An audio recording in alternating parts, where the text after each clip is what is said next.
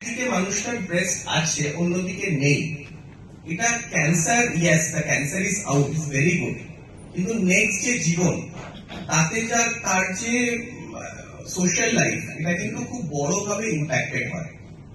ঠিক সেরকমই এখন আমাদের যেটা রিসেন্ট অ্যাডভান্সেস আমরা যেটা করছিও, সেটাকে বলে ডিআইইটি ফ্ল্যাগ। আমাদের পেটের মধ্যে যে চর্বিটা আছে, সেই চর্বিটাকে আমরা বার করে নিয়ে তার সাথে একটা ব্লাড সাপ্লাই শুদ্ধ বার করা হয়।